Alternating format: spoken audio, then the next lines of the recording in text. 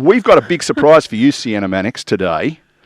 You know that theme we played for you last time? Yes. We didn't like it, so we've got this done instead. Oh. The feeling is gone, only you and I, it means nothing to me.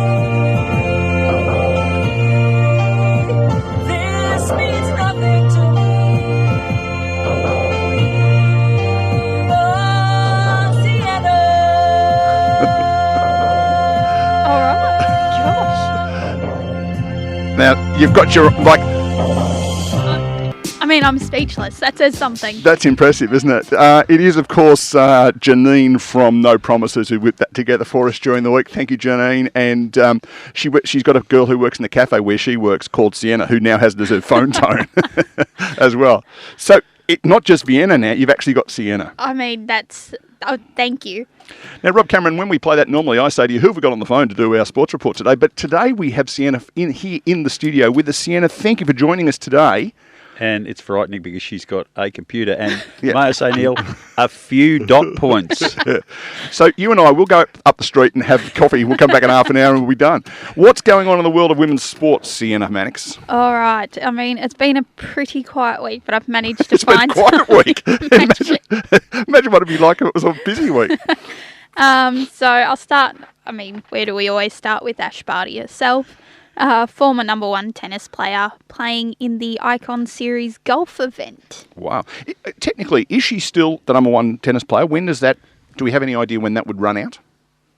Well, I assume when she stopped playing. No, because I don't know whether they register she would still, retirements or not. No, so I think what would happen, it's a bit like when you're an Olympian. You stay on being an Olympian, don't you? Yeah. Sorry, it was a question with that. No, Technically, it's a sensible question because if the rankings are to be put out and she said, I'm not doing it anymore, does that flag that, all right, she immediately removes from the table, or is she sitting there until people catch up? Yeah, because the points work on an annual basis, don't they? So when she doesn't get any points, someone will go past her, presumably. Because presumably if she says in 6 months' time, I actually wouldn't mind coming back, she would be still on the list, you would think. So technically, if the list is not subjective, which it isn't, then she has every right still to be the best women's tennis player, even if she's not playing, because her points say she is. So we're 3/4 of the way through the first line of Sienna's notes, and we've already spent 10 minutes talking about it. What else you got? No, appreciate it. Why don't we talk a little bit about the NAB AFL Women's Under-18 Championship? Why don't we? So that was obviously the triple header at Werribee. You had Western Australia, South Australia and Queensland as the three big winners from the three games. State of Origin is back. Love it. And a little bit biased, but one thing I'm really excited to hear there is the name Queensland as a winner and not here in Victoria, because it sounds to me like there's a much more national approach being done to the development of women in footy. Because traditionally in boys footy, you've got Vic, Country, Vic, Metro, WA, South Australia, and then Division 2. But for Queensland to be up there, that's a really good sign for national footy. There's a lot happening in Queensland at the moment, and they've always been, I think, more comfortable with women's sport, but at the moment they are quite dominant around the place when you think of what Brisbane has done, but also the Queensland women's team were the national champions in under-19s, which is an amazing performance. So there's a lot going on up there. And sorry to divert, but Fiji are playing Queensland in the final of the women's rugby union as well. So there's a lot going on in sport up there. Sorry, back to you. No, it's fine. I'm enjoying the conversation. You're right. It is nice to see that this sport has sort of been taken out of just the one focus state and taken across the rest of the country. It's good to see, especially as it is developing and these younger players are coming through. It's nice to see that they have that opportunity to play at this level. Very good indeed. And it's also a tribute, I think, to the folks at Werribee who've done a really, really good job over the last 3 or 4 years to get that ground to being a standard that it is. It's a ripping ground. And Mark Penaluna and the guys up there at Werribee. Chirnside Oval? Chirnside Park. That's the one? Yeah, Avalon Airport. It's funny because Chirnside Park's in the eastern suburbs of Melbourne. So it's Chirnside Park, nowhere near Chirnside Park. It's Avalon Airport Oval, nowhere near Avalon Airport. So let's just stick with Werribee. Yeah, right. Yeah. Okay, we'll do that. What else? You guys are zipping through it today. I know we can talk longer. No, that's all right. Straight into the VFL Women's. Obviously, it's round 9 this week. We've got quite a few matches on today. We have Casey Demons versus Geelong at Casey Fields at 11:45 a.m. The longest trip in VFL football. Geelong to Casey. And then we have Port Melbourne versus North Melbourne at the ETU Stadium at 11:45 a.m. North Port Oval, Rob. Yeah, I think we've been there. We have. And just a shout out to our friends down at Wharf Radio. They'll be broadcasting that one live today.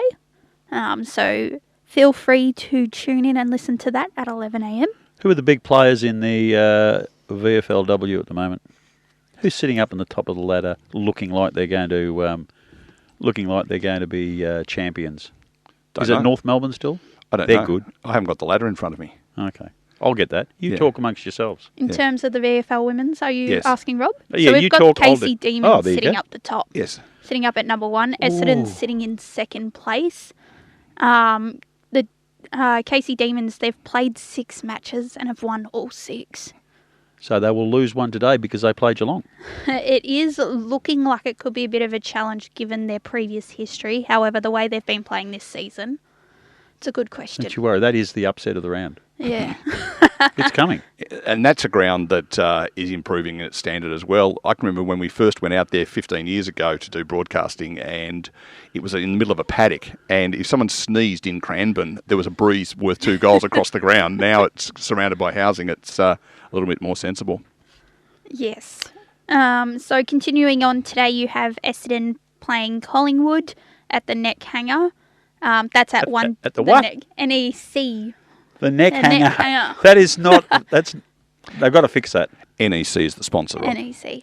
But you should say NEC then. Yes. I don't think that's good. Yeah, no, I've just worked out what you're talking about. Yeah, that's no good. Sorry, guys. Yeah. So that's at 1:25 today. Yeah. And then we have Williamstown playing Hawthorn, and that's in Williamstown too, just short of 2 p.m. So all those games that you mentioned being on Wharf Radio, we should give Peter a shout out. Peter and the team, there's a team of about 450 people, including our own Elise Zotsis and our own Sienna Mannix, who are a part of a team of people who go around and broadcast VFLW games on Wharf Radio, WARF, Women's Australian Rules Football Radio, and check Wharf, WARFradio.com for details of matches that they're broadcasting. Yes, Very good. please Very good do. advice. Absolutely. Now, in terms of Australian Football League Women's Footy, AFLW, we've got the question of the 4 new teams coming in. Exciting news, dispelling a rumour that we put onto the air 3 or 4 weeks ago that Erin Phillips was going to be the captain coach of Port Adelaide. There's still some talk of her going there. But Lauren Arnell, the former Brisbane Lion and Carlton player, coaching Port Adelaide. We've got Beck Goddard coaching at Hawthorn. We're starting to see a few of the coaching positions going to women, which is a great development. Yeah, it needs to be more open. And I know the AFL are working very hard in developing coaches because this is an argument. Let's go back and be serious about this. The women's football development has been recent. There's been a lot of people who have been in the game for a long period of time, but they've been working at a level below elite. As much as you'd like to say it's a women's comp, it should be coached by women. To be genuinely serious, if it's to be coached at that level, there would not be enough women qualified to do the job. So let's not be silly about it and say, "Oh, rush women into coaching jobs." When they're ready and they go in, that's what we want to see. But when that happens, if it takes 5 years, so be it. Don't rush something to put the whole thing at risk. Well, Beck Goddard, of course, was the inaugural premiership coach in the AFLW when Yeah. she was at Adelaide and has coached at Hawthorn and somewhere else in the meantime. Fremantle, maybe, for a short time. She's also done some media stuff. Loz Arnell, she was an original player at Carlton. She's worked under Craig Starcevich, who's arguably one of the best AFLW coaches going Correct. around, so she'd know her go. Scott Gowans has got the Sydney gig as well, which is great because he was at North Melbourne / Melbourne University for a while as well. So there are people who are being appointed to these roles because of their involvement in women's sport. Yeah. Whether it's because they're a woman or not is irrelevant. Someone like Scott Gowans, Daniel Harford coaching at Carlton had a lot to do with the women's sport as well. So I think it's really good that we're seeing people who are not necessarily bringing the blokes game to women's footy, but have come through the ranks in that environment. Yep.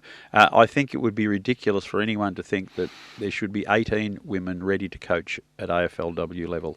Crazy. Yeah, Yep.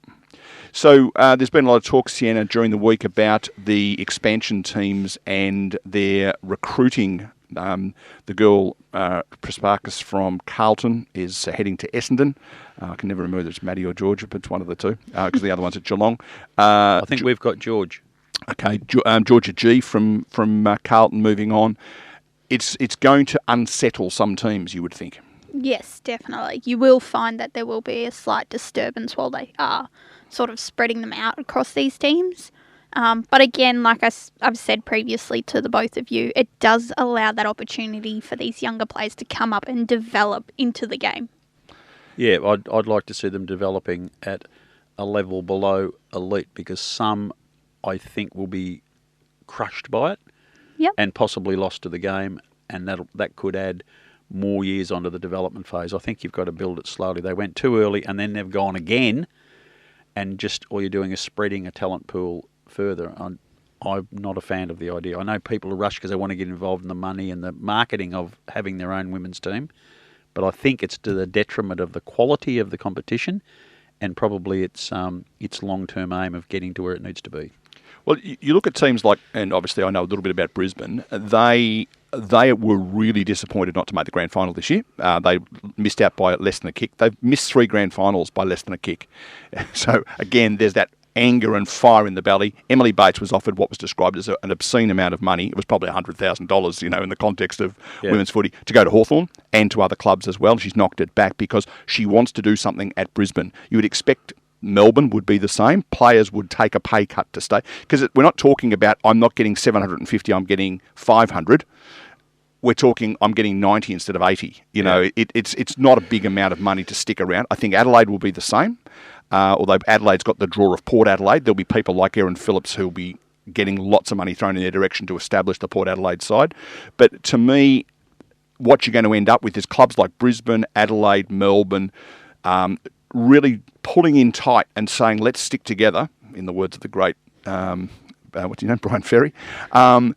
And that's going to make it really hard for the Hawthorns, Essendons, Sydneys, Port Adelaides to compete, because you've got a team that, it'll be those teams that are in the premiership window, there's a good little cliche for the day, that will want to stick together, and they will stick together and get stronger, and they'll have these other teams that won't be able to attract the talent. So I think that's going to be the major issue they've got coming up. How much of AFL influence do you believe there has been in this? Because we don't necessarily have any proof other than I'm pretty certain that they have been involved in bolstering and encouraging males to move to development clubs in the past, i.e.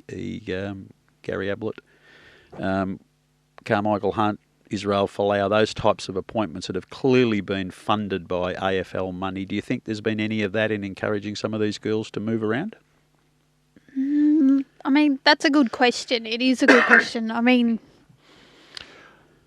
I think with the Gold Coast, certainly I know a bit about that, because they, and when North Melbourne came in, at that stage Brisbane effectively lost all but, I think, 4 of its senior players to those 2 clubs. And that's why Craig Starcevich has been, I think we'll use the word outspoken this week about the expansion clubs. I think the AFL have learned that you can't just make it open slather, and I think they've put a rule in place that says you can only take up to 2 players from any given club regardless. So I think they've restricted it to some extent by doing that. Otherwise, you could get, Port Adelaide, go to Adelaide and wave the checkbook around and say, well, they have half your players.